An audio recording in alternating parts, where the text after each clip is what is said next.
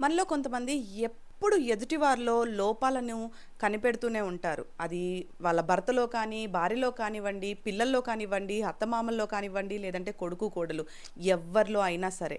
వీళ్ళకి మొదటిగా కనబడేది ఎదుటి వాళ్ళలో ఉండే లోపమే. అవును. మనందరిలో లోపాలుంటాయి. అలాగని చెప్పి కేవలం లోపాలే ఉంటాయా? మంచి కూడా ఉంటుంది కదా!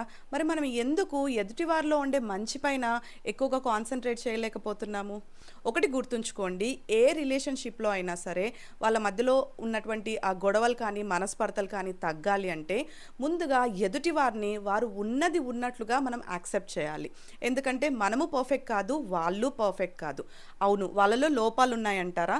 సరే. ఫస్ట్ వాళ్ళలో మంచిని మీరు గుర్తించి దాన్ని బట్టి ప్రేమ చూపిస్తే వాళ్ళు ఆ మంచిని ఇంకా ఎక్కువగా చేసే అవకాశం ఉంటుంది కానీ, వాళ్ళని మీరు తప్పు చేస్తున్నారు, పొరపాట్లున్నాయి కాబట్టి నువ్వు మారాలి అని పదే పదే ఇలాగా వాళ్ళని ఎత్తి పొడుస్తూ ఉన్నట్లయితే, వాళ్ళ మధ్యలో ఉండే రిలేషన్ ఇంకా అది గొడవలు ఎక్కువ అవుతూ ఉంటాయి తప్ప సమాధానంగా అయితే ఉండరు. సో, ఇప్పటి నుంచి మీకు ఎవరైనా ఇలాగా మీ ఇంట్లో వాళ్ళు ఎక్కువగా పొరపాట్లు చేస్తున్నట్టే అనిపిస్తే, వాళ్ళని పదే పదే వాళ్ళ లోపాలను మీరు ఎత్తి చూపడం కన్నా, ఫస్ట్ వాళ్ళలో ఉన్న మంచి క్వాలిటీస్ అనేది మీరు గమనిస్తే, అందులో మీరు ఎంకరేజ్ చేస్తే ఖచ్చితంగా మీ మధ్యలో ఉన్న రిలేషన్ అనేది బెటర్ అవుతుంది.